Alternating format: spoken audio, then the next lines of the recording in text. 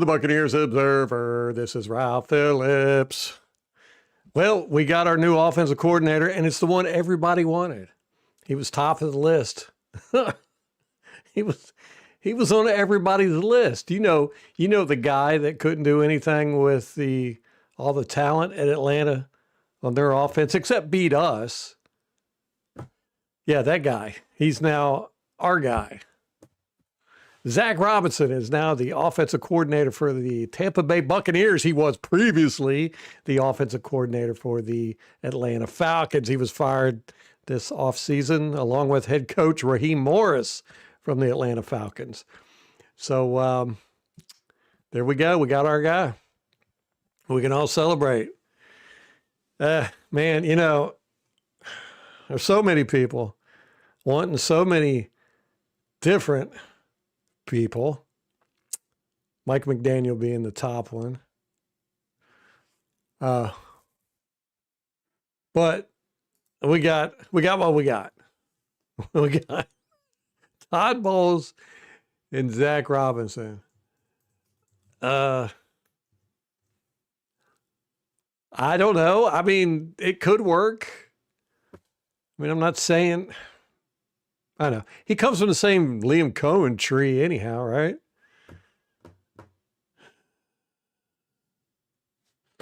I don't know. Y'all tell me what to think. Make me happy. What's up, Craig? Dubs, what's up? Rampage. What's up, brother? Yeah, man. That's how once we found out Mike McDonald was going, where'd he go? Chargers, yeah. Once I found out he was going to the Chargers, I was like, man, we're going to get Zac Robinson, aren't we? Or some unknown. At least we know Zac Robinson, right? I mean, we know him pretty good, actually. I have actually got notes on him. And I remember saying this year that the Falcons fans were crazy for wanting to get rid of him. Don't know if I've got that in my notes, though. Because I was like, he's doing pretty good over there. But let me see. That might just be me hallucinating, like the artificial intelligence that I am. Wouldn't that be crazy if y'all found out I was AI? I know some of y'all, Rampage, Craig, y'all know I'm not because we've met. So let me see. Let me see my notes from last year or 2025 on Zac Robinson offense. What are we playing? Week 1 and week 1 and good grief, week 15. Good grief. I gotta get my notes in order. It's one of my things to do in the off season here. Yeah, y'all tell me what you think, man. I haven't watched any commentary on this or nothing. I saw it this morning. Actually, Gotti sent me the message. He was like, "Oh, we got Zac Robinson." I was like, "Oh yeah," but so I'm not. I don't know how to feel about it, to be honest with you. I'm really of the man. We're gonna have to wait and see. What are y'all saying? What's everybody saying about in the polls? Horrible hire. Ooh, okay. Okay, it's pretty split up. Yeah, I think a lot of people are like me. You're like, man, we'll have to wait and see. I don't want to crap on the dude. I don't want to look at the, stats. I'm not a stat guy, but, look at what position the Falcons were in and all that crap. Let me see. Week 7, week 8. Buccaneers at Falcons. This was week 17.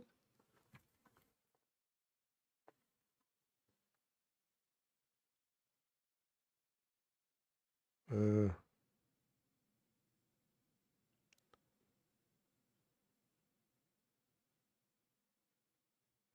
I have this listed as week 17. This must be.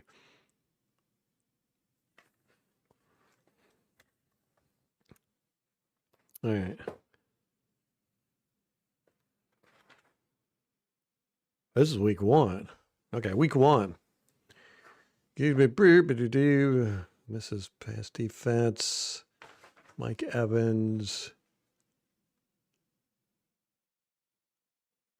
This is 2024.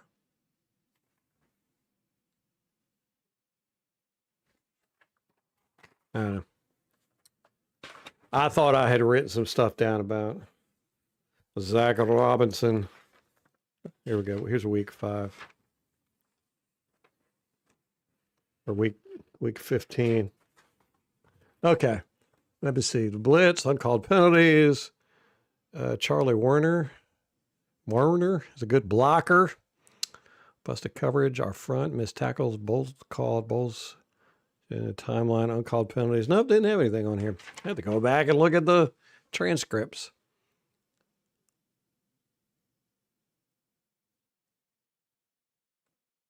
Okay.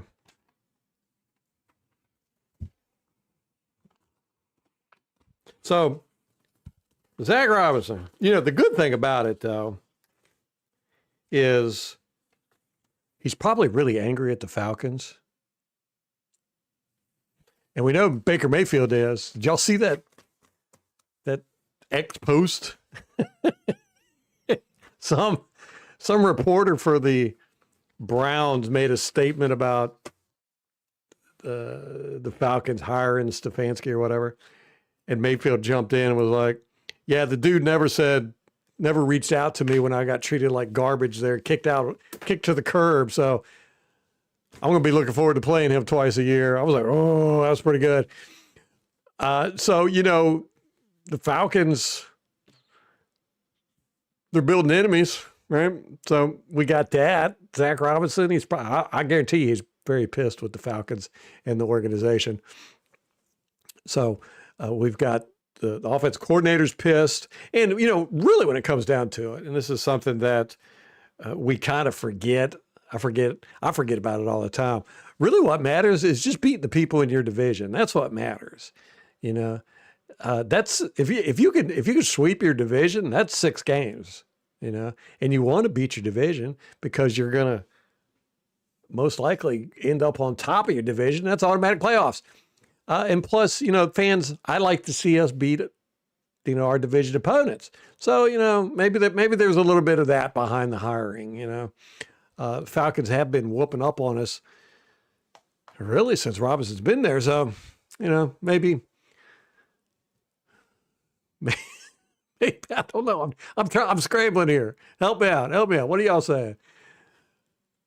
They're all fired in a year anyway. I think that's why we didn't get no primo offensive coordinators, because I think, the writing's on the wall, unless there's a big turnaround. I don't know. I don't know if Zac Robinson is the guy that's going to do it. I don't know. I really don't know.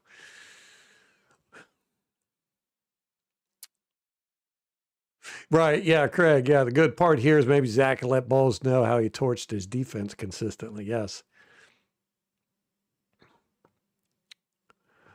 Rampage, is there anybody you would be excited about besides head coach?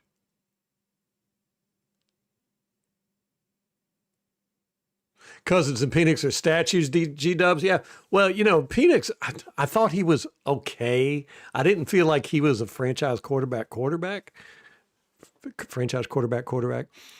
He definitely needed a lot of work and all that good stuff. But yeah, that you pointed out, it was very stiff. And of course, Cousins is a pure pocket passer. That's a good point. But, he was probably limited with Penix, because he is a rookie was a rookie, and very limited play style. He was constantly having to, from what I understand, he never played in underneath center, so they always kept him in shotgun, pistol formation, stuff like that. So, maybe with Baker, he'll be able to spread his wings, What's up, Scat? He goes from Scat statues to skittish. That's funny.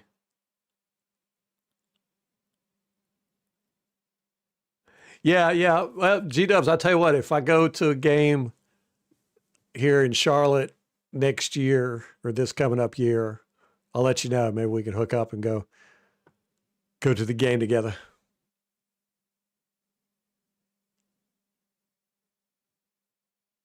Yeah, that's the one big thing I've heard is that, Penix really limited Zac Robinson's ability. Last year, what was it, 2024, Cousins was hurt.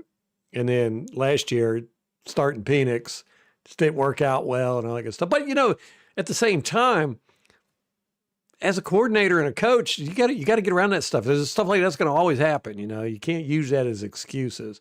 I'm going to use whatever excuse I can get right now because I want him to do good, and I want to say, oh, it's because of that.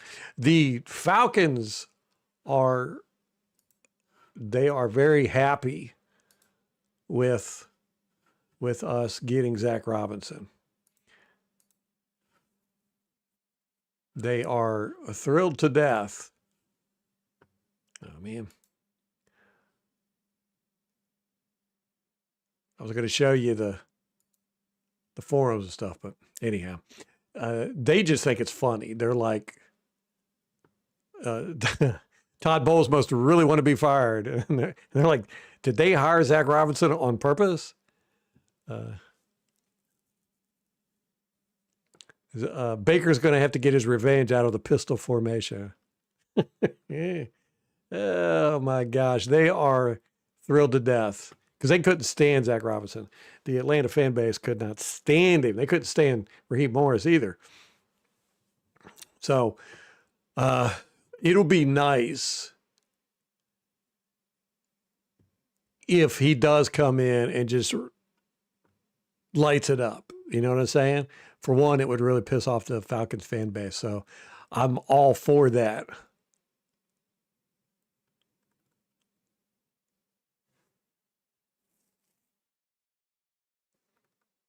Man. They said, one guy said, so instead of addressing the defense that gives up 1,000 yards to Kirk Cousins every year, they're crippling the only bright side of the ball with all the offensive talent. Oh, my goodness. I don't like making Falcons fans happy. So we got to make this work. Yeah. Got to do it.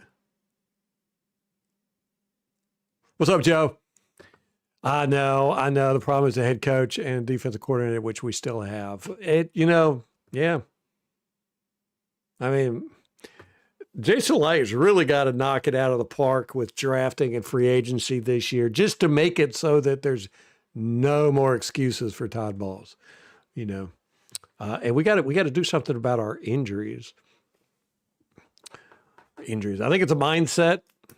Y'all know I've been espousing that for years, but you got to do something. Got to do something. If you're going to continue to have injuries, you better have a deep bench. Yeah, I think regardless, Bowles has got to win the division this year, minimum. And it's going to be hard. It's going to be real hard, I think.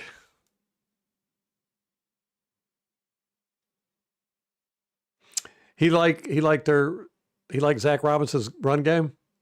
Football 301. I think I follow them on the YouTubes. I'm going to have to check that out. Yeah, I'm surprised. I'm going to have to go back and look at the transcript of the live streams for the game film because I could have swore I was slightly impressed with Zac Robinson's coordinating calls this year. Thought so, anyhow.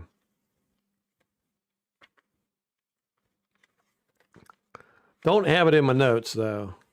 Then again, like I said, I don't have my notes organized. So they could be here somewhere. I just can't find them. He's got a history with a Baker. 5 games in LA years ago is not much of a history. Right, yeah, right. True enough. But, Liam Cohen, I think everything we just reference it to Liam Cohen now. It's like, well, Liam Cohen wear blue socks. So if we could find another coach that wears blue socks, then bam, we're all We're all pining over the ex that left us.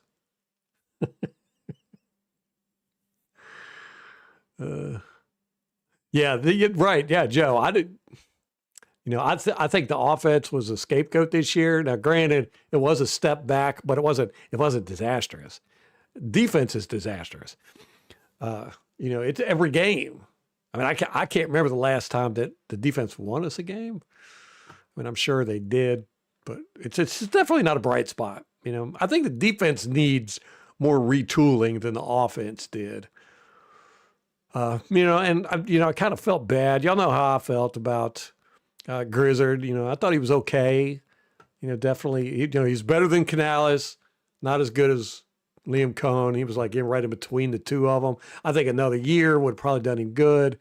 But, it is what it is. I think he was kind of a scapegoat. You never know, though. I mean, there might have been tensions with the coaching staff. Don't know.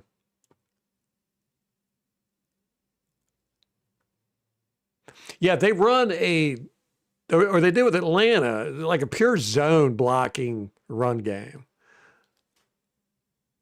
Bijan Robinson is, he's such a good running back, man. You could run anything with him and it's going to be good, but I think he is probably better at zone. Bucky Irvin, this year, man, I don't know what happened with him. He just kind of lost everything. He lost his vision. He lost his cuts. His contact balance seemed to disappear. I don't know. Something happened. I don't know if it was coaching, or his injury, or, just mentally. I know we definitely did check out mentally, it seemed like, after the bye week, but Bucky Irvin's whole running style changed, when he came back from the injury. We started off as a pure gap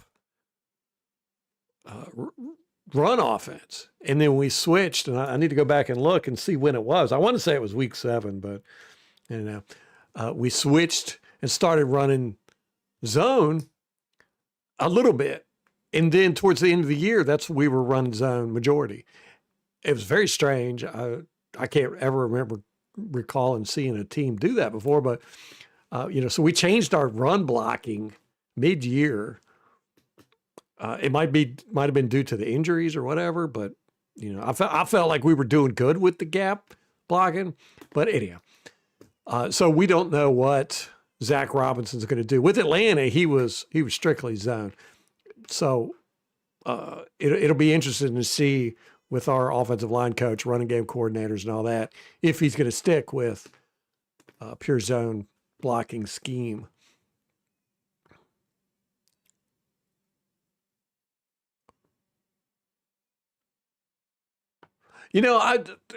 Originally I was positive on Monken, and then, I got to thinking about just how the Baltimore's offense just didn't look good this year. And I know there was a lot of stuff coming out about Lamar Jackson and players and stuff like that. And it's really hard for me to put a finger on Monken. And I was just like, eventually I was just like, no, I want one of these new young guys, just tired of retreads. And then we go, we hire Danny Smith as our special teams coach, which is funny. I mean, he's probably one of the oldest coaches in the league. And I'm like, what are we doing? Apparently the guy's got great charisma and all that good stuff. I don't care. As long as he can get our guys blocking and tackling, I'll be fine. I would prefer to get because special teams changed last year incredibly. It became a large part of the game for the first time in decades, really, probably 20 years.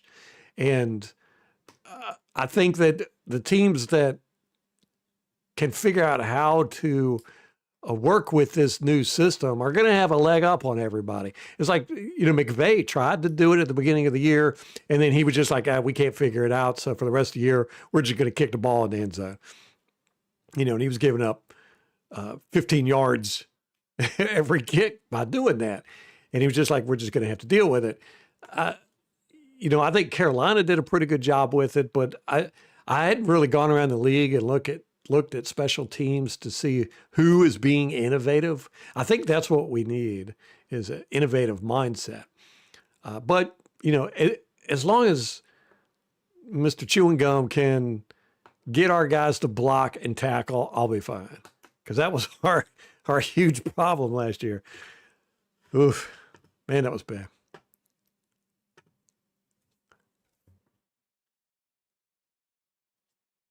Oh, man, I'm falling way behind on chat. Let me catch up. But yeah, Monken, I was with you, G-Dubs. Monken would have been cool. Shell House was a long shot, yeah. I bet Robinson's got a lot to prove, man. I think he's pissed. Yeah, he's angry, upset, and he wants revenge on that Falcons organization.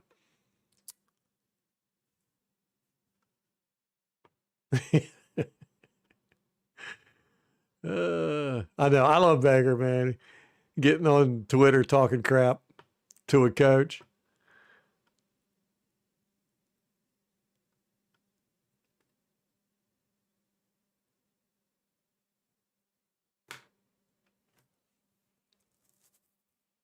You paid for a SC and you two ate my money? Oh, no.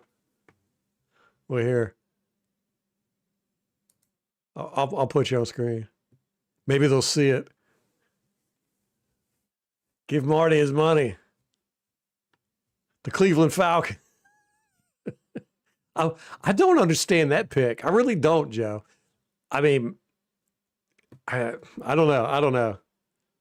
I mean, Cleveland's got its problems. There's no doubt about that. A lot of it, it's like the Jets, it just comes straight from ownership. But at the same time, I mean, Stefanski seemed to cause a lot of the problems himself.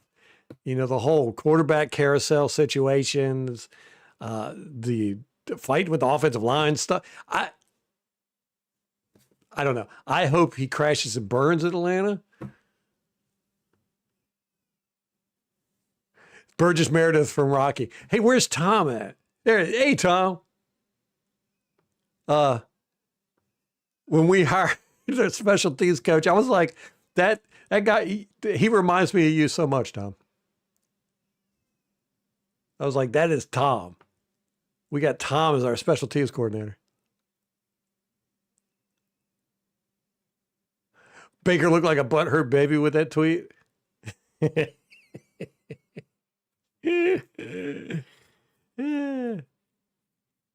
Oh, Molly's selling Girl Scout cookies. They have been on a tear. She's a Girl Scout troop leader, so she's trying to. We got a whole garage full of Girl Scout cookies. What was it? $15,000 or some crap like that. Whole garage full of Girl Scout cookies. And so, of course, we've been eating a lot of Girl Scout cookies lately. Man, they got the new. What's that new? $20,000 worth of Girl Scout cookies sitting in our garage. They got a new cookie. It's the something experience. It's chocolate, but it's like chocolate ice cream. It's like an Oreo, but chocolate ice cream. Yeah, I've been eating a heck of a lot of Girl Scout cookies. Explore more. Yeah, those are great, man. All of us kids, we loved it. All of us kids. Me and the kids. We've eaten like 3 boxes of those Explore More in the past 2 days. I know, Joe. I already owe like $50 or something. No, Molly told me the other day it was like $35. I was like, oh, that's nothing. I thought it was in the over $100. I got plenty of room to eat some more.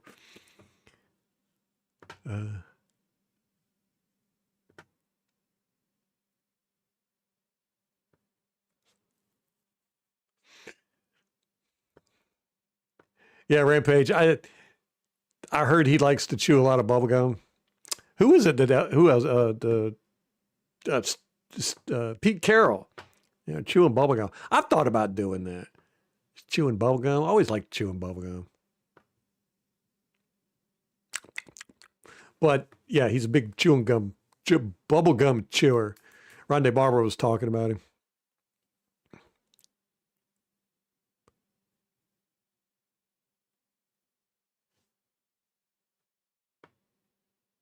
Yeah, for sure, G-Dubs. God, what's up, brother? when, he, when he had a little Penix. I got to get that gif of Penix. I don't know if y'all ever saw it, but Penix was going in the locker room and some fan yelled out, Penix. And he stopped and he turned around and he said, "What'd you call me?" He was like, "It's Penix." The guy was like, "Sorry, dude, sorry." He was all pissy about it. I was like, "I'm going to call you Penix forever." Watch him end up being our quarterback at some point. I'll be like, man, I feel like a jerk. He couldn't perform well when he had a little Penix. He's going to do great with our package. The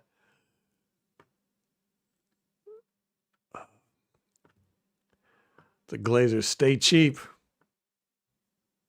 Cheap and sneaky, huh? Molly gave me a hard time for saying that the other day. I was like, I wasn't meaning anything. Y'all know. The team's going to be 7-9 win team this season, regardless of the offensive coordinator. It's not enough of a change, yeah. 7 or 9 win team. That's what I'm worried about, Craig. You know, it just seems like, I don't know, the whole team just doesn't seem to have the fire. I mean, we got some guys that do. This is the same thing we saw in 2011. You know, it was like the whole team just kind of went, bah. You know, we're just here for a paycheck. And you had a few guys that were out there playing hard, but I just, you know, Bowles just doesn't have that oomph that you need. You know, he's probably a great defensive coordinator, you know, but to be a head coach is more than just, you know, being the uncle with the guys or have a beer with the guys or being a good football mind or anything. You know, you got to be a leader of men. And Bowles just does not seem like a leader of men to me.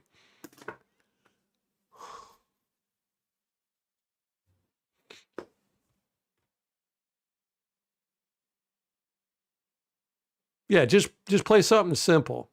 At least start the year off doing that. See, that would surprise everybody. You know, Bowles likes to be all surprising people.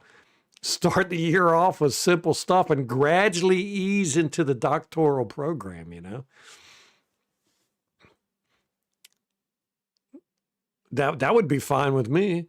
I mean, why would you, and here we go, we're going to start crapping on Bowles already. Why would you have 2 rookie cornerbacks starting your game in a must-win game and you still run a very high complex defense? That did confuse them. I mean, they were confused out there. We counted 5 times that there was broken coverage in the secondary. They were confused. Of course they're going to be confused.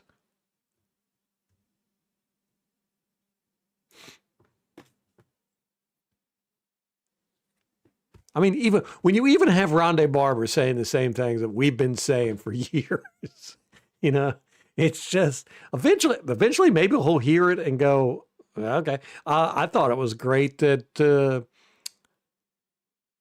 Rashad White called him out on it. You know, they need to simplify the defense.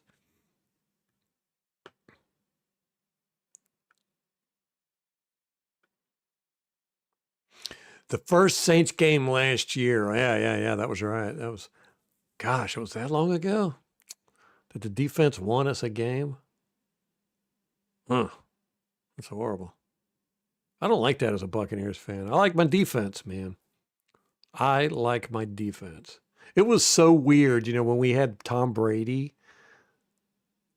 That's the first time that I can remember having an offense that when it was third and more than two that I had confidence that they would make it. It's the first time I'd never experienced that as a Buccaneers fan, you know? Like usually if you got the third down and it was 3rd and 4, 3rd and 5 or more, you're like, yeah, we ain't gonna make this. There's a large possibility that we're gonna be punting. It's just given, you know, because we're a defensive team. And then Tom Brady comes in and we're like picking up 3rd and 12s on the consistent basis. I was like, wow, this feels weird.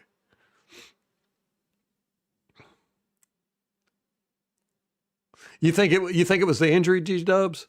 I do too. Because he just definitely kind of turtled. You know, he was definitely not the same Bucky we saw. You know, because he was very good at making the first guy miss.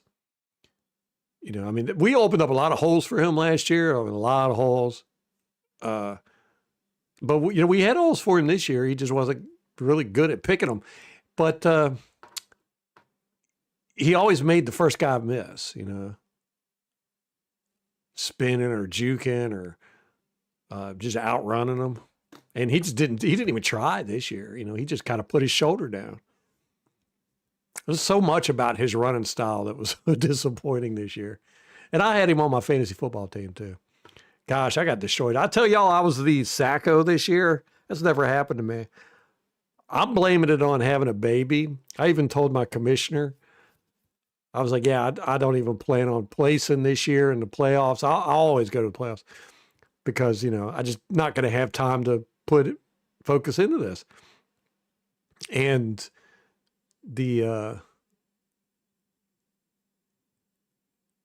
I just got a message for Girl Scout Cookies link that threw me off.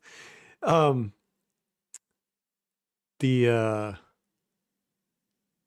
yeah, it wasn't only that. It was that I had Baker Mayfield as my quarterback, Mike Evans as my wide receiver, Igbuke as my wide receiver, Bucky Irvin as my running back, and McLaughlin as my kicker. So it just killed me. I mean, the first of the year, I started off killing it. I was killing it. And then Mike Evans went down, and then Bucky Irvin went down, and then Igbuke started playing like crap. And then season was done.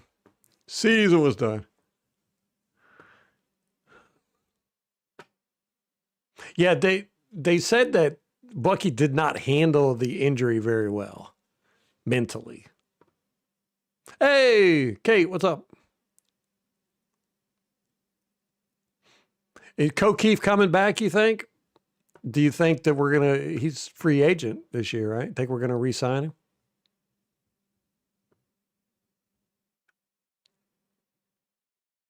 Bowles' win-loss record for games with a lead going into the fourth quarter.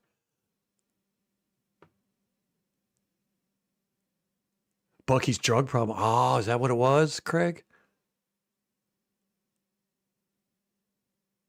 I didn't even think about that. Is it another muscle hamster situation?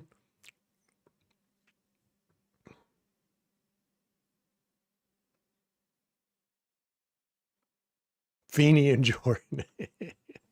Now, I'll give both of them a break. You know, I mean, offensive linemen are it's hard to find good offensive linemen, and I thought Feeney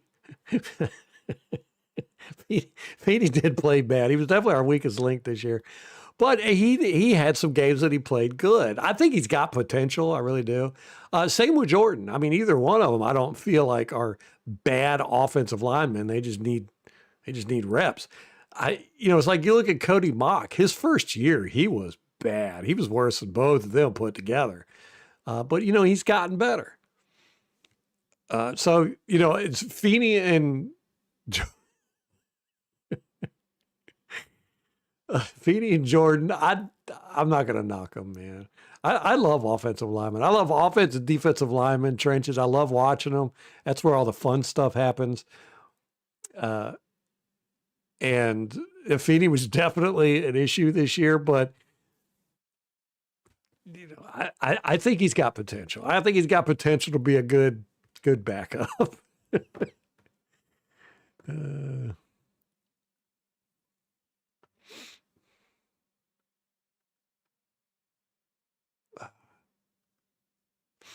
You like Rondé's show every week? Yeah, I just started listening to it. I mean, I know it hasn't been on long, but I've been listening to it here lately too.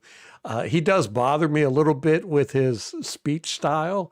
I'm a stickler for public speaking, and he has a habit of repeating everything he says when he starts off. It's one of the reasons why he didn't do good in the booth, calling games and stuff. He'll do like this. Here's an example. When he goes to talk, he'll say the same thing like twice. Like the first phrase, the first part of the sentence, he'll say it twice. It just kind of bothers me, but I do love the show. You know, I think he's got a good insight, and I just like his attitude. He's a Buccaneers fan. Oh, that play by the Bears. I know, Tom. Was ridiculous. I was like, man, come on. They can't win. And I was telling Molly, we're sitting there watching it, you know, and people are, you know, the game's over and all this. I was like, man, don't count this Bears team out. They have been doing this all year. They're like Kansas City last year, where they just miraculously win these close games. And then that happened, and I was like, oh my gosh, they're going to end up coming back and winning this game. But they didn't, so. That was a horrible, horrible pass. I mean, that should have been an interception. It should have been a sack. And it should have been an interception for sure. I don't know what the Rams guys were doing back there. They were just like looking at each other, kind of like, I thought you had him. I don't know. I think they got pushed, but it wasn't that. It wasn't a big enough push to where I didn't feel like it was a penalty when they eventually did show the push. A Phoenix rises from the ashes. Oh gosh, don't tell me he's going to be a future Buck now. Yeah. What's up, Blues? No, they're not going to get a new defensive coordinator. I thought for sure, if the Glazers kept Bowles, one of the conditions was going to be he's got to get a defensive coordinator. But don't look like that's going to happen. The Steelers had the most blocked punts in the league. Oh, wait. Oh, okay. Well, yeah, that's good then. Like I was saying, I want to get somebody in there that's going to take advantage, you know, figure out some loopholes and stuff in this new special teams, the special teams rules and whatnot. Okay, I'm supposed to put a Girl Scout cookies link in there.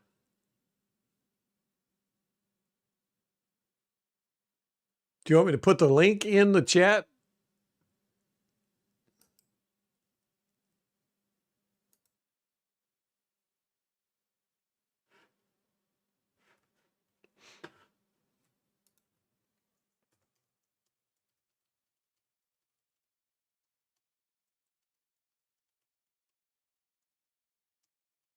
Uh,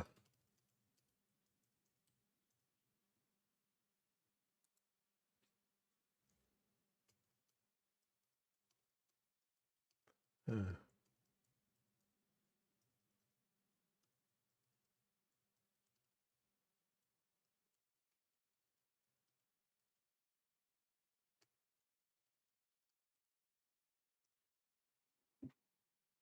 oh, okay.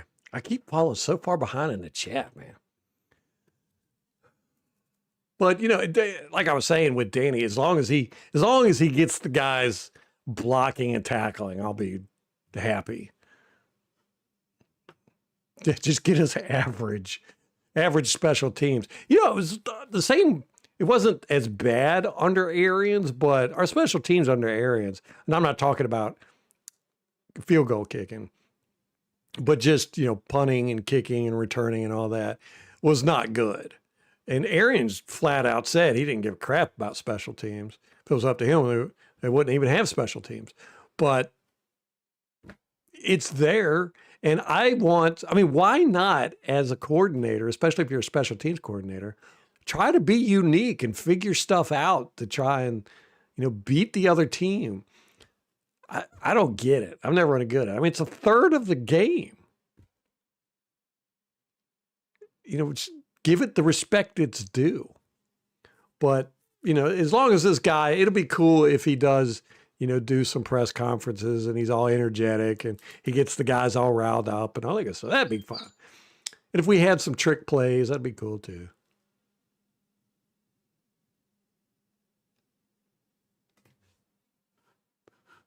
All right. I got the Girl Scout link to send you, Tom. Hold on.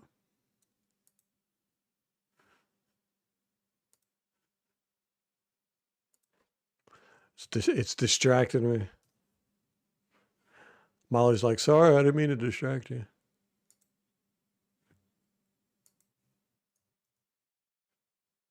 I didn't know she wanted me to put it in the...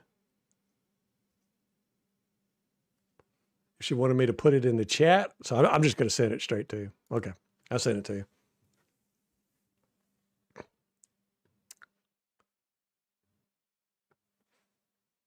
Samoa cookies. They were, gosh, she just said the name of. They were so good. Explore More's. It's a new Girl Scout cookie. I think this is the first year they've got them. Yeah, they're like Oreos, but instead of white in the middle, they're chocolate, and it's like I don't know how they do it, but it's like cold. It's like ice cream. It's like an ice cream sandwich, but it's not cold. It's like whipped cream or something. I don't know. Really good though. We're high tech, yeah. That's how I feel too, Craig. Yeah, he's got the defensive coordinator mentality, Bowles does, but he doesn't have a head coaching mentality. I think there's a big difference, man. I mean, it's one of the reasons why football players a lot of times don't make good head coaches, because they're not leaders of men. They're used to taking orders, they're used to being told what to do. Leadership's a funny thing, man. Mike Vrabel. I like that style too. I like the Dan Campbell's, Mike Vrabel's. I would say John Harbaugh, but I don't know if he's still even got it anymore. I like the tough-minded thing. I was hearing Brian Flores is kind of hard to work with. A lot of coaches don't like working with him because he's just like a difficult person. Yeah. Right. Yeah. I want to hire. Hey, what's up, Adam? High energy guy too. Yes. 100%. I want one of the, I want Liam Cohen. It's like Dave Canales. Dave Canales, I think, had great head coaching energy, and he's a great people person, which is what you got to have as a head coach or as a leader. He's got that. There's something there that makes you go, this guy's different, But I didn't think he was ready to be a head coach.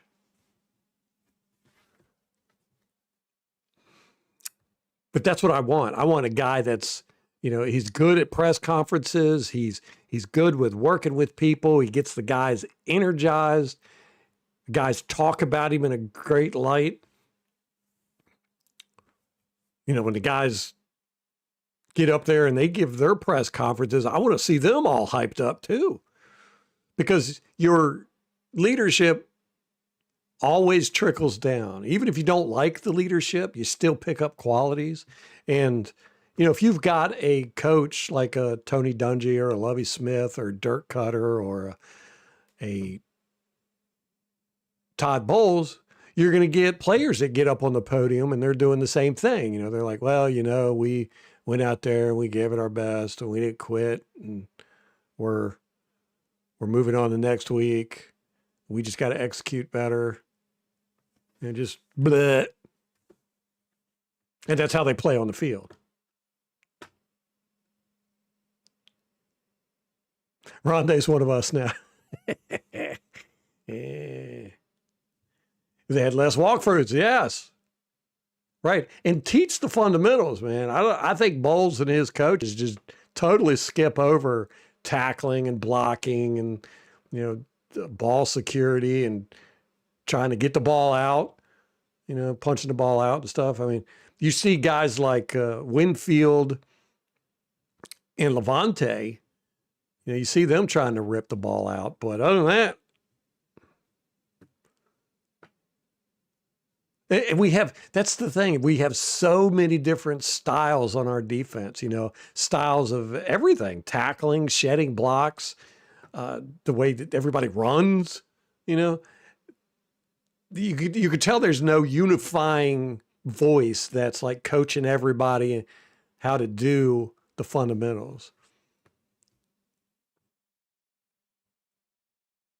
It's kind of like with the whole, we talked about it, them running to their spot, some guys you would see them turn around and have their back to the ball and run to their spot. Other guys you'd see they'd backpedal. Some guys would look around while they're running to their spot, which is what you're supposed to do. The spot is supposed to be a suggestion. But anyhow, there's so many different ways that we saw so many different guys do what they're supposed to do that it makes you realize that it's really what they're coaching is the overall strategy and not the fundamentals. I think we need to get back to the fundamentals.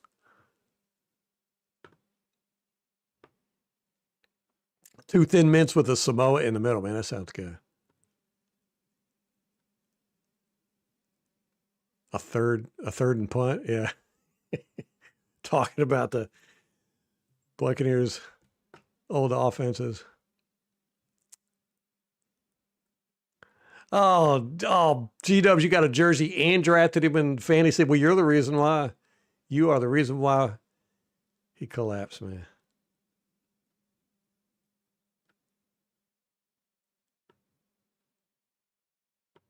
I did have to recover from having a baby. That's hard work, man. It's hard work putting up with you for 9 months. Yeah. Oh, okay. Yeah, I'm glad I scrolled down and saw that you agreed with me. Yeah. Yes, I did, Kate. Yes. Yeah, I thought Rachaad White, I mean, he's definitely not staying with us. He came out and said a lot of things that I was like, that was good to hear. It's good to get some info on that. Which I wish more players would do that. It's kind of a selfish thing, where players would write memoirs or write a book because I'm still trying to figure out what happened to the 2011 Buccaneers team. But I like to hear that stuff. A lot of it is, it's their perspective, but at the same time, there's some truth to it. There's got to be truth to it.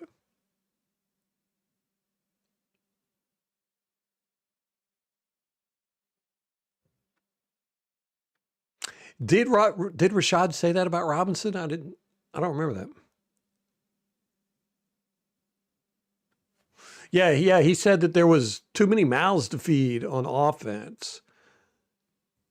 Which is funny because, when Evans came back, let's say the first 2 games, there was no politics there. It was Baker Mayfield throwing it to Evans for 2 full games. And then, the beginning of the year, well, midway through the year, Mayfield was trying to force field Egbuka. But yeah, there is but we got a lot of guys that aren't prima donnas either, demanding the ball and stuff. But yeah, when you've got like the running back situation, you got 3 good running backs back there and you end up not having a good run game because you're, giving the running back, this running back certain amount of touches, this running back certain amount, and none of them are getting, into the rhythm of the groove of the game. And I think that they did Rachaad White wrong with this year especially, because it was obviously that Bucky Irvin was not playing like he normally does, and there was something going on there. But instead, they just kept feeding him, and I felt like in a lot of games, Rachaad White was doing better. So I thought they did him a little dirty. I thought they did him a little dirty yet last year too. I mean, I get it. Rachaad White was the better running back, but I mean, Bucky Irvin was the better running back. But Rachaad White is good at what he does, and we just kind of put him in the closet, without much fanfare. I didn't think that was cool either, but.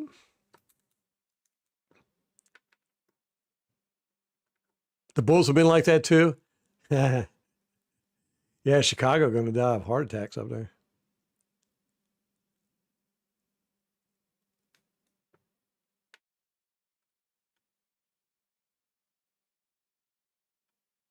Yeah, he just threw it up. I mean, I'm surprised it even landed in the end zone.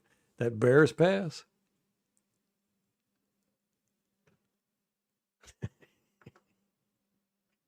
Yeah, I was surprised when I found out Bowles was only making $3 million a year. Eesh.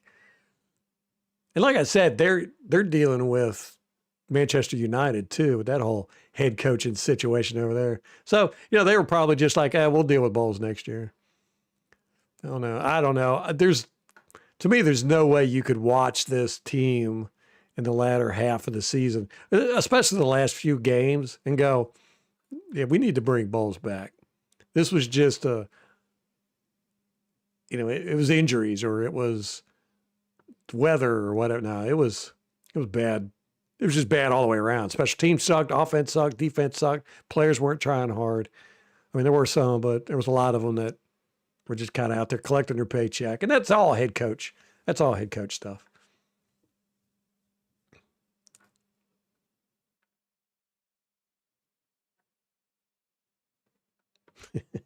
He could be a 31-year-old backup.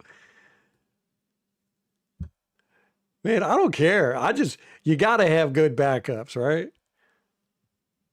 I mean, we saw what happened when Tristan Wirfs went out. We need our backups, man.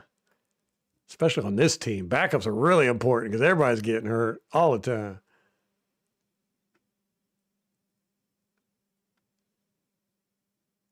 Yeah, that's the impression I got too, Kate. First time play caller buckled under all the, trying to spread it around. I think he got a lot of stuff thrown on his plate that he wasn't prepared for, injuries being one. You could see, how he would start off out of the gate good in games, and then later in the games, just kind of like he just got a little frustrated, with his play calling. It just seemed that way. He wasn't having fun with it, if that makes any sense. He seemed a little stressed out. So that makes sense too. When Rachaad White said that, I was like, oh yeah, that's another factor I didn't even think of.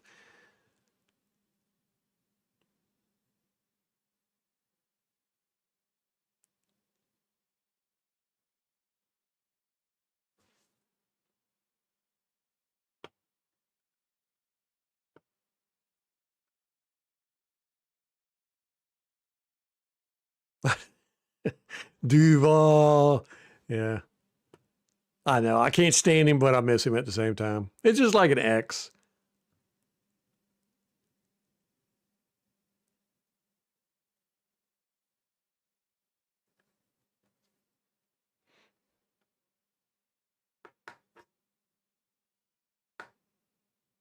What's up, Zebra?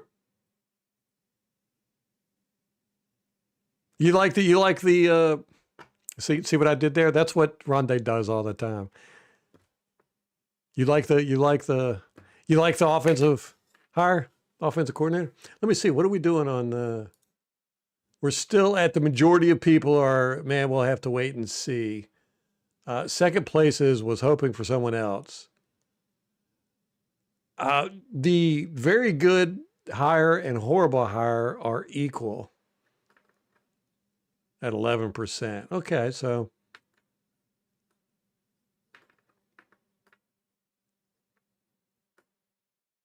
So it really is just the curve. Extreme ends are thin tails, hump in the middle. It's weird how that's such a property. I'm definitely in. See, I'm doing it now. I'm definitely in the we'll have to wait and see camp. I thought that I had notes here on Zac Robinson from when I watched the game film this year and last year, but I can't find them. I have to look for them. Here's all my notes from this year. I gotta organize it, digitize it. It's on my list of off-season activities.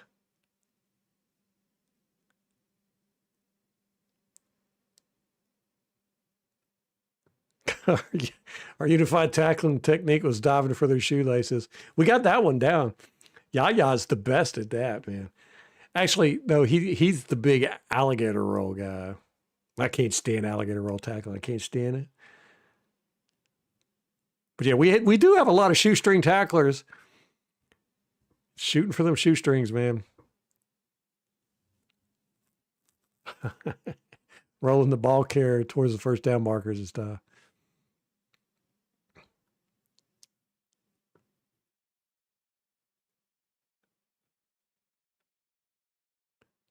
Eeyore. I was like eyesore. We want those good looking coaches.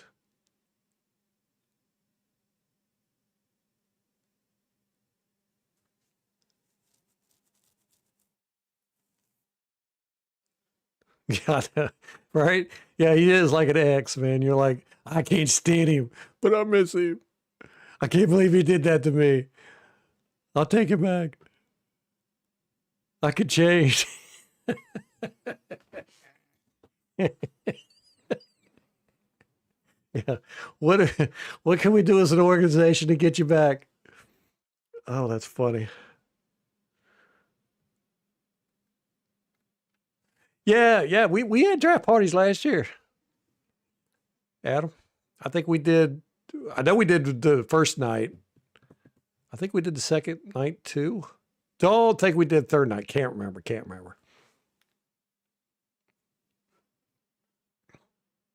He's not your favorite, but you're happy. Okay.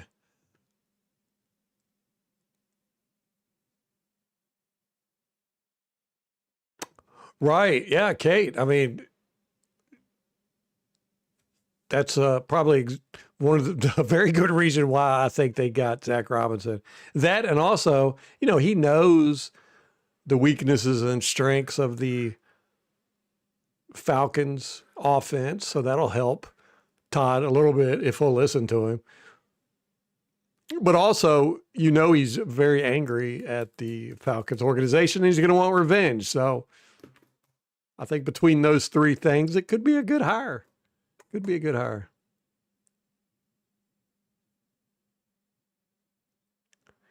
Yeah, because they consistently put up 1,000 yards on us every year, right? When he was coordinator.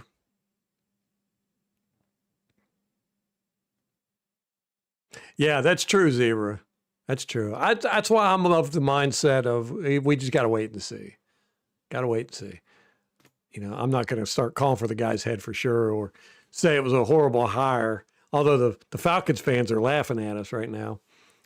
So that really makes me want to root him on and hope he does really good just to shut them up. Yeah. Fans hated the Dungy hire. And I remember, oh my gosh, remember the Lovie Smith hire? Everybody was so excited about that. I wasn't a big fan of it only because of the whole, hiring a coach you fired back. Never seemed to work out. But I didn't think it was going to be as bad as it was.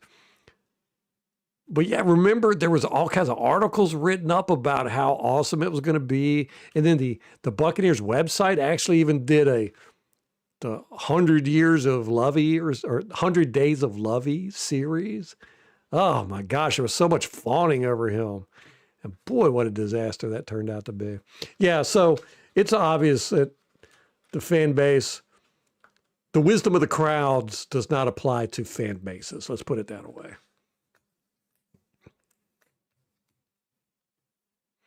We're too biased. We think with our hearts. Yes, Baker's tweet. We were talking about that, how Craig thought it was a little immature, but I liked it. I thought it was Baker, you know. I didn't even realize that he had some beef with Stefanski because I didn't really even think about it. But then you're like, oh, Stefanski never reached out to him or anything. Ugh. So apparently Stefanski was probably part of the decision-making process to kick Baker to the curb. It's so wild how you never know the future. Because I remember when the whole Baker fiasco happened in Cleveland, I was shocked. I was like, I thought they liked him over there. Remember all the commercials and, he took him to the playoffs and all that. I was totally caught off guard when they made the deal for the Texans quarterback. I was like, what?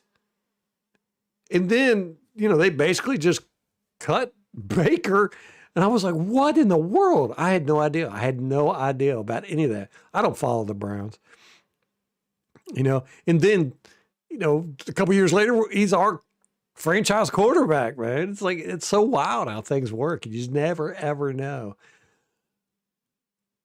But apparently there was a lot of bad blood going on around there. It didn't make sense to me when I looked into it. It didn't make sense to me when it happened, for sure, with the whole contract they gave the Houston quarterback. I can't recall his name right now, but it seemed ridiculous to me. I was like, you got to be joking me. That's typical Cleveland Browns for you right there. But they're so desperate to have a franchise quarterback over there. They haven't had one for, 30 years. Bernie Kosar was the last one. It was back in the 80s.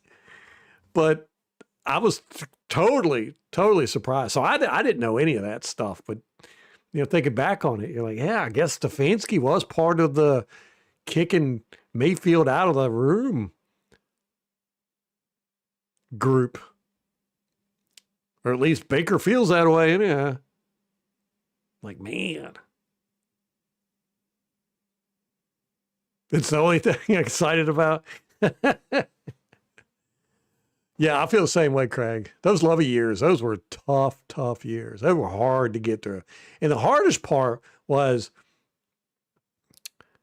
the media, except for Scott Reynolds, would just coddled him, and you like you couldn't say nothing bad about Lovey Smith.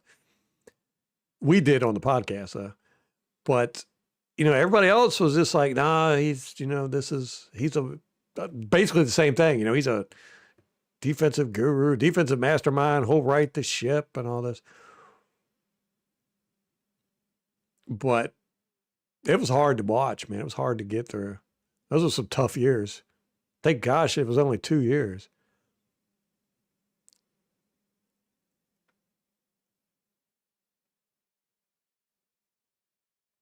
Right? Yeah, Kate, that's what I was saying. I was like, man, as long as we just beat our division, I'll be very happy. If we just beat up on the Falcons, that'll make me happy. If we go 2 and was it 15 now? As long as those two are beating the Falcons, I'll be happy. Deshaun Watson, yeah. Gosh, what, man, that's got to be the worst free agency signing in the history of the NFL, right? It's got to be. And what'd they pay? 200 and some million guaranteed to that guy? Has he ever even won him a game? I mean, he hasn't played that much. Gosh, that was so stupid.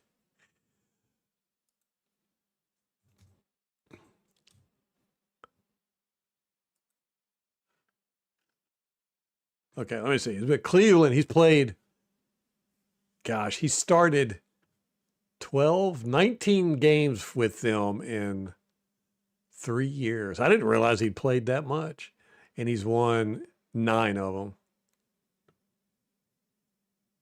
Is that right?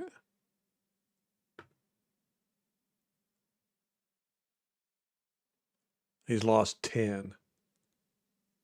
I did not realize he had started 19 games for him.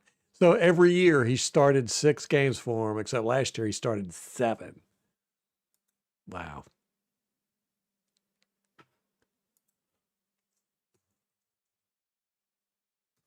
And his contract, the guaranteed money too. Man, the NFL, all the owners were so pissed at the Cleveland Browns for that. They're the ones that started that whole guaranteed money for quarterbacks thing. Or those huge contracts in here. Guaranteed contracts.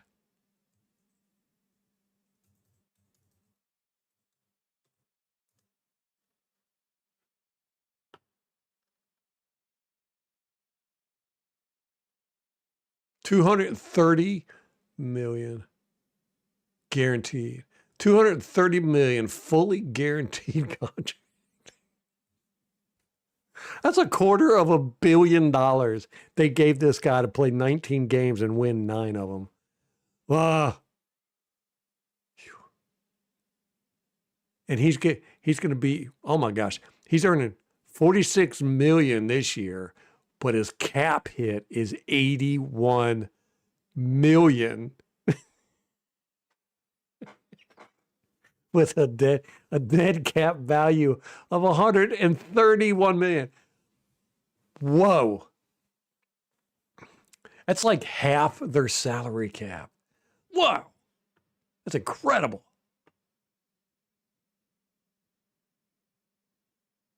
No, 27% of their salary cap goes to Deshaun Watson this year. 27%. Wow. Wow. Okay, they can void it next year, though. I mean, they still got to pay them. Man. Eesh. So, yeah, I didn't know anything about all that stuff going on over in Cleveland. It was a shock to me. And when Baker tweeted out to Stefanski, he was like, looking forward to playing you twice a year, buddy. I was like, ooh, yeah. He probably did get the cold shoulder from Stefanski. Chip on his shoulder, man.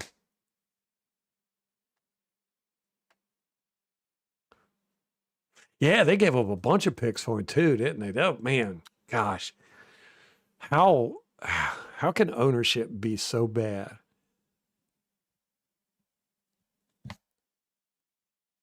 You know, you feel that way about a lot of teams. You know, the Jets. I mean, this is bad ownership. Titans. Raiders.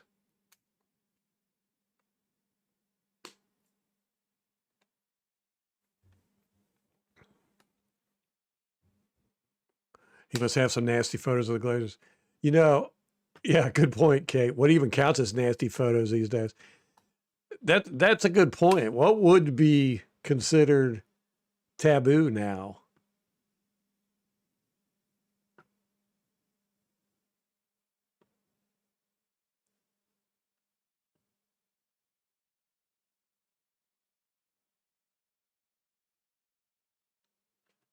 I hated Lovie Smith's press conferences. Hated him. The disdain he showed towards the fan base in his press conferences, just I couldn't stand them. I'd get so mad after everyone. I'd be like, man, this guy.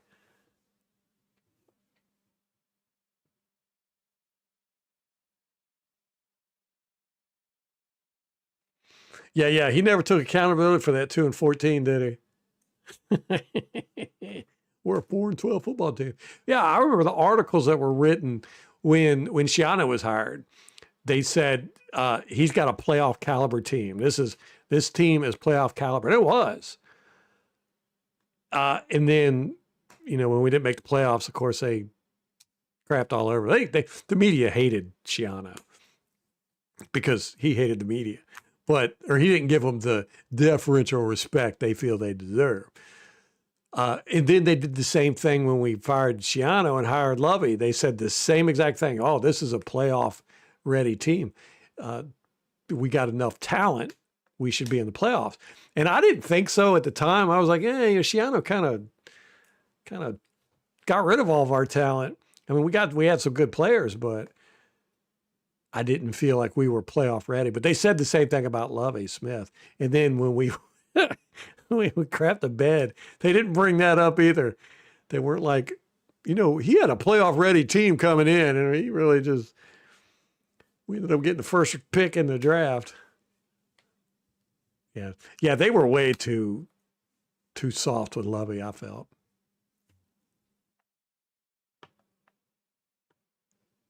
Do you, Craig? Back in the podcast days. Yeah, man.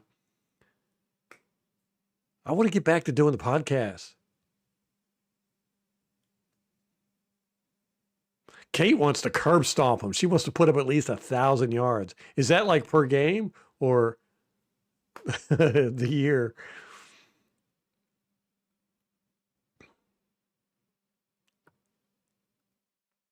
I thought that he wasn't going to make it either, Craig. I thought that not making the playoffs was the minimum he had to do. I thought he had to make the playoffs and at least win a game. But apparently, what do I know?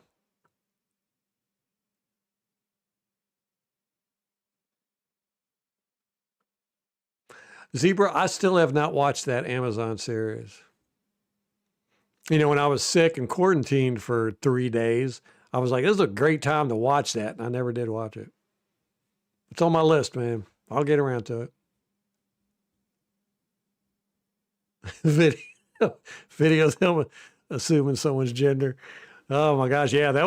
That's what would get you nowadays. All right. You could have videos of all kinds of nasty, raunchy stuff or pictures and all that. But now you can't do that.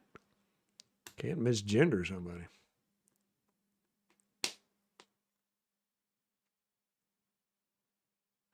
Craig, that might be with me too. I have been very just kind of blah.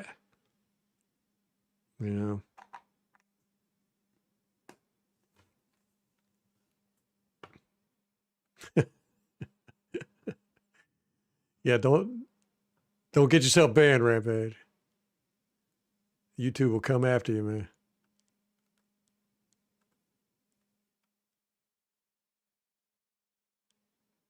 The only person that's gone to jail for the Epstein stuff has been the Ghislaine Maxwell or whatever.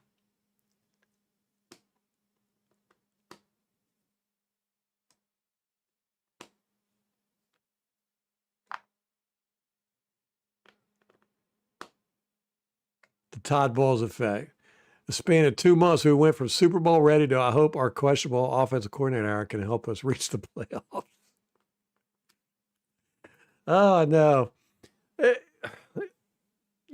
hate harping on this all the time, but when we handed Tom Brady his first losing season in a crappy division, that's when I was like, I don't know if I'm on board with this Todd Bowles stuff. I never really said anything because I'm just not a big fan of crapping on your own team. But that to me was just not a very good look. I mean, I know there was a lot of issues going on that year, but you got Tom Brady on your team. And you're going to hand him purposely gave him his first losing season. I was like, oof, that's not going to go over well.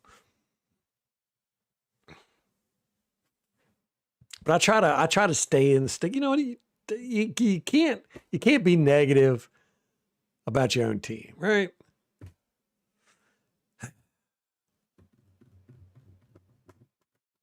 I try not to be. No, she's still in prison. She did get moved to a like minimum security prison, but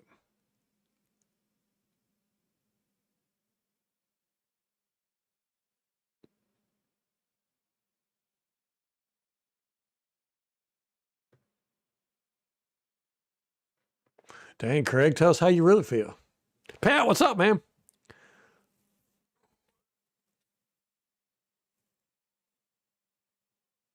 Yeah, and I don't like when coaches quit. You know, we did that in the gosh, what game was it? What game was it? Was it the Rams game? I can't remember. We had the ball. We were down by 12, I think, or 10, 9, something like that. We were manageable. It was definitely manageable. And we had the ball with 38 seconds left and we just kneeled on it. Oh, I was so furious. I can't stand that. I hate that. You know, I'm of the, you don't quit until the whistle blows mentality. And I remember Dirk Cutter did that. And I was like, that's it. He done lost the locker room. And I do feel like it's a thing, whether you think about it consciously or subconsciously, players pick up on that, like, oh, well, if you feel like you can't do it, then just quit. Right. If it's too hard, then it's okay to quit. I mean, the head coach feels that way. I can feel that way too. It's too hard. We can't do that. We can't get 10 points in 38 seconds. Come on. That's ridiculous. Let's just quit.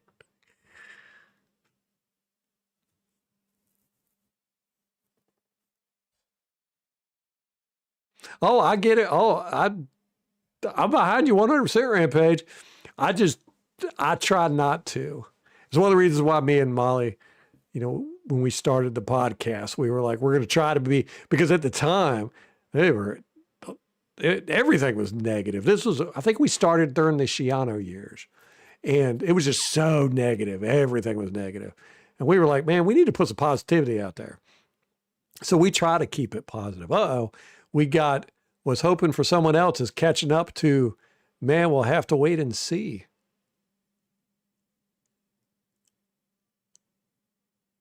30% was hoping for someone else. 40% is we'll have to wait and see. Horrible hire has dropped down to 9%. So not too many people feel like it was a bad move. And we got 20% believe that it was a very good move. That's good. I like that.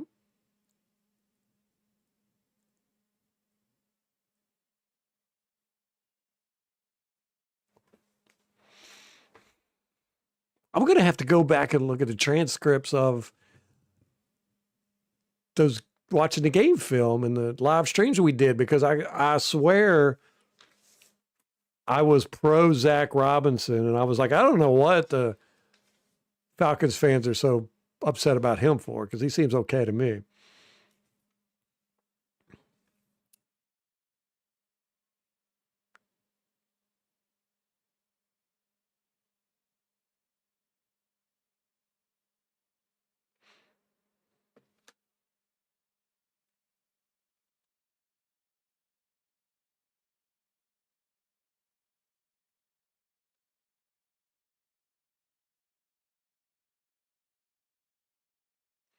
Yeah. That was week 1. We played them.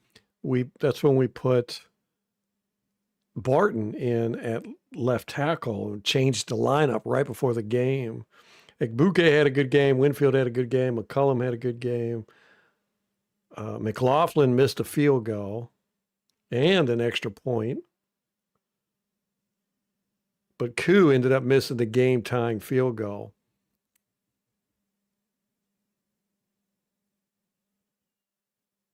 And that's why, I wrote down about how horrible our special teams was in that game. And I talked about how we were running the complex blocking schemes, mostly power gap runs. So weird how we just almost completely abandoned that.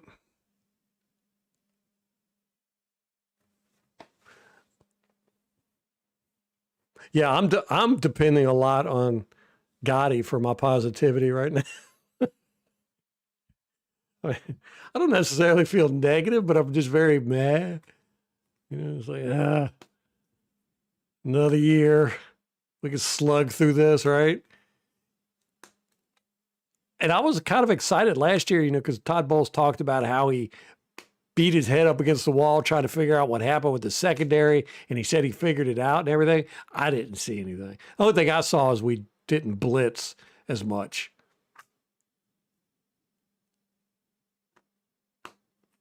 Consistently. We actually had a few games in there where we didn't blitz hardly at all, like 5 times total, which was very, very unusual for Bowles.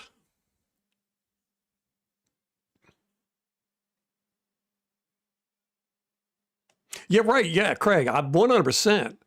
Yeah, I was on board with that, Shion. But see, we grew up watching football back in the days when kneeling on the ball was considered a unsportsmanlike thing. Like when I grew up watching football, nobody kneeled on the ball. You didn't kneel on the ball. You ran the ball to run out the clock, because it gave the other team a fighting chance and all that good stuff. And it was considered cowardly to kneel on it. I don't remember anybody kneeling on the ball until, God, mid-90s maybe. I mean, it probably happened before then, but. So when Shiano started doing the diving for it and everything, and everybody was freaking out, I was like, no. And then Pete Carroll started doing it, and nobody gave him a hard time about it. His team still do it. I was like, man, it's going to work one day, and everybody's going to be like, yeah, that's a good idea. But it never did work. Yeah, I believe in, you fight until the echo of the whistle, right? That's what they tell the guys on the line and all that good stuff. You play through the echo of the whistle.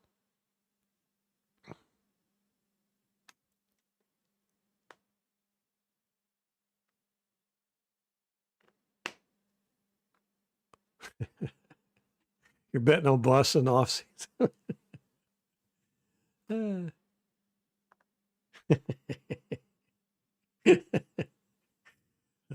Greg's getting in on it. When I start doing fan giveaways, he's going to be top of the line.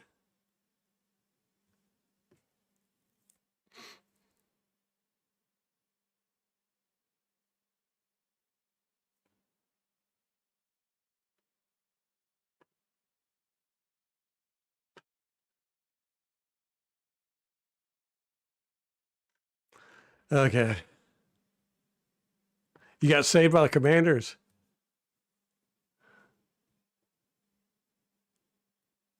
That reminds me. He doesn't have a team now. Yeah, Pete Carroll doesn't. He's probably done. I imagine he's done coaching, right? Mike Tomlin's apparently done coaching too. That's what Rondé said, that they talked before the season, and Tomlin was saying this was going to be his last season. Because Rondé and Tomlin are good friends. Cliff Kingsbury, that's one that surprises me. There might be something there that I don't know, some like coaching issues or personality problems or something. Because as far as I know, he's only gotten one interview, and that was with Pittsburgh. Gosh, there's so many teams that need coaches. I can't remember who it was. Yeah, I haven't heard anybody getting interviews with Cliff Kingsbury, which is really surprising me because I like him as an offensive coordinator. I think he's a good one.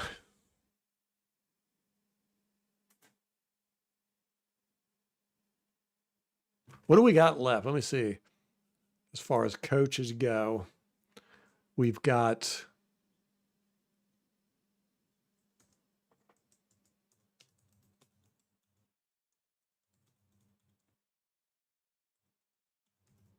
the Falcons have got their coach, who was the Cleveland Browns coach, Stefanski. The New York Giants got John Harbaugh, and Dayball's still floating around out there, I guess. Dolphins got Jeff Hafley. Now he wasn't even a coordinator, right? He was an assistant with Green Bay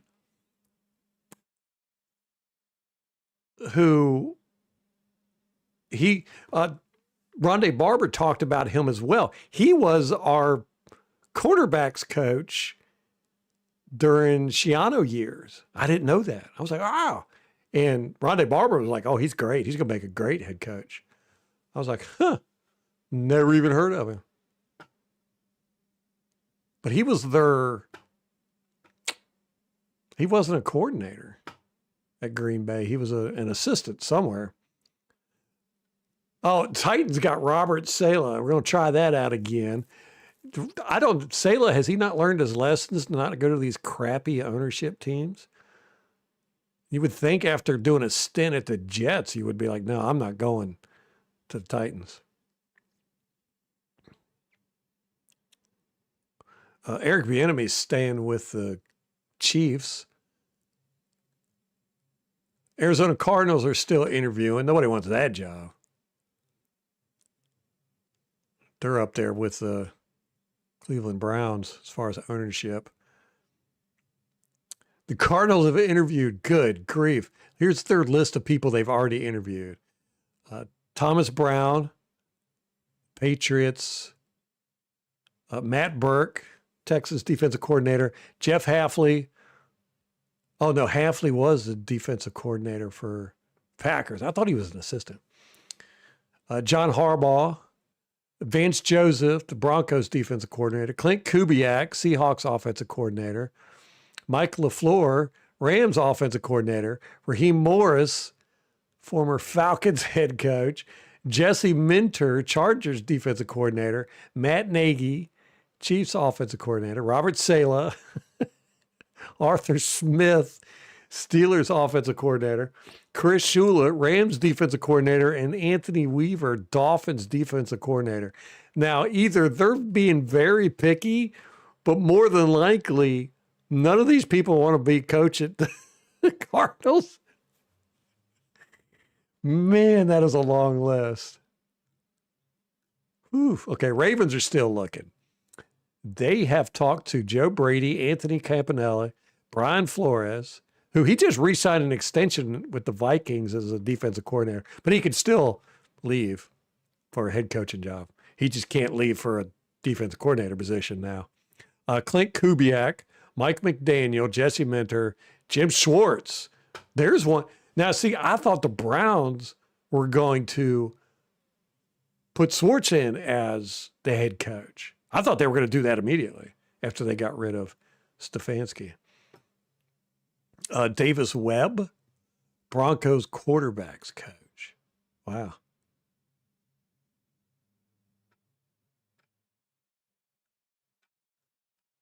The Bills opening is still open. They haven't looked at anybody yet. Cleveland Browns. That's so weird. I thought they were going to just immediately bump up Schwartz. Raiders, have they looked at anybody? I don't know. Steelers. Man, it's a lot of teams.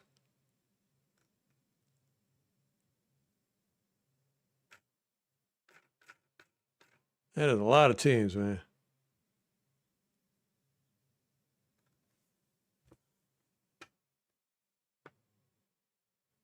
Excited for the games this weekend?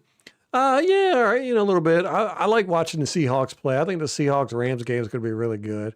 I think the Denver Patriots game is going to be good. I think they're both going to be good. It sucks that Bo Nix got hurt, but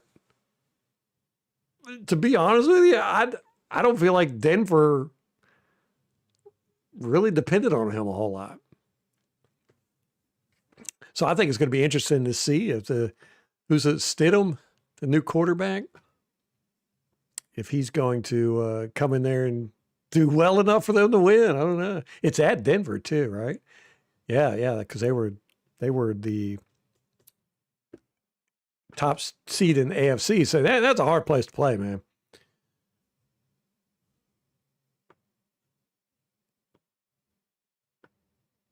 Yeah, I'm with you, Gotti. Jason Licht has got to hit on his drafts and free agency this year. I mean, he's got to knock some of the positions out of the park on defense, especially. He's got to do it. Bowles is going to cut the walkthroughs and coach tenacity. And there we go.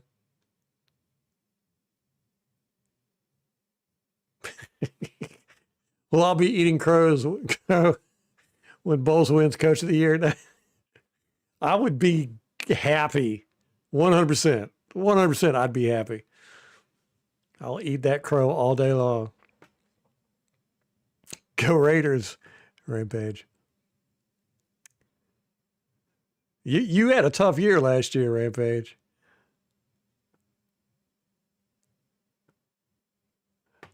Who do you think they're going to get?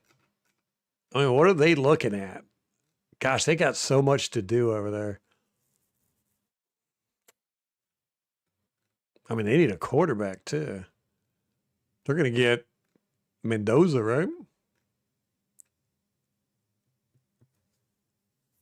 Kind of no questions asked about that one. But you never know with the they like to do weird things over there, so you never know with them people. He's just like his dad. Crazy Mavericks. Raiders going to get Kubiak. What's taking them so long?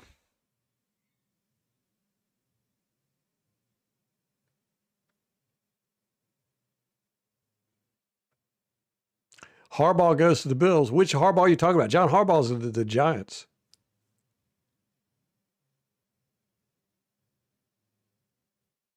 Mendoza, I saw some clips of him. Yeah, he looks like a beast, man. That run he made in the championship game was really awesome. You could tell he wanted that so bad.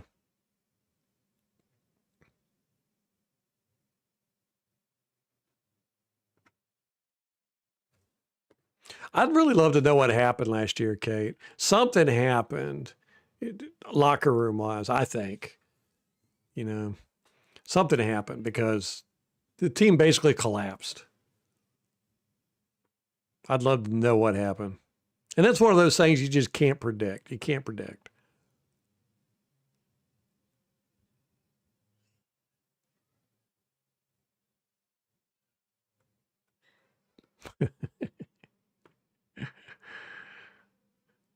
Uh-oh, Craig. Craig's going to bet his house. Gotti, there you go. There's your shot. Put your money where your mouth is, man. Y'all both put your mortgage slips up. We'll see. That's funny. Oh yeah, that's that. Yeah, good point, Rampage. Yeah, I didn't even think about that. Yeah, they're just waiting. Oh, dinner's ready. I gotta go eat, guys. The Bills are a disaster. I know, Kate. Did y'all see ownership coming out and saying he didn't want the first round draft pick that they got? I was like, what? Well, that guy's not going to be there. Wide receiver. Gosh, what was his name? They and then they promoted their GM, right?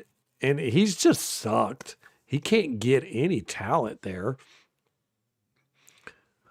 You know, the whole team has really been Josh Allen.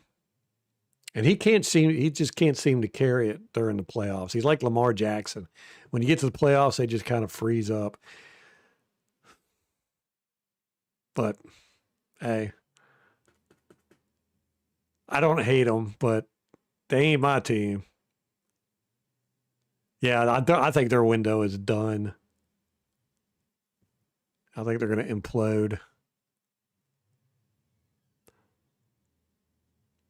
He's too good for the Giants.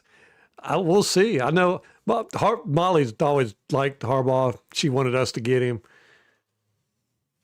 That's a tough market to coach in, man.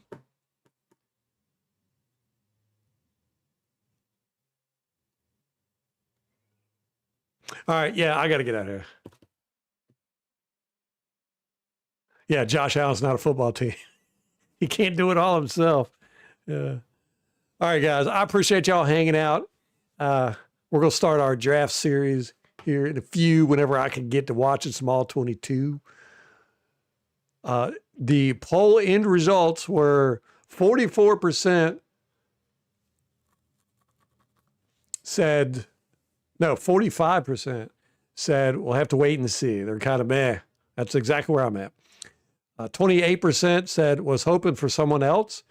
19% dropped a little bit. Said very good move by the Bucks, and 8% thought it was a horrible hire. So not too many people are very upset about it. That's good. I think most people are on the, would have preferred somebody else, but we'll see how this works out. So,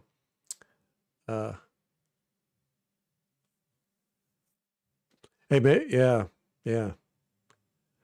Yeah, he did. That's right. Yeah, he went to the bench. I remember seeing the screen where he was just like kept looking up and looking down and looking up, and then finally he was just like, I hate it for the guy. Oh well, like I said, it's not my team, so yeah, just shoot me some names, Tom, and I'll see what I can get to. All right, I got to get off here. Got to go eat some dinner. Appreciate y'all hanging out, and till next time. Go Bucks!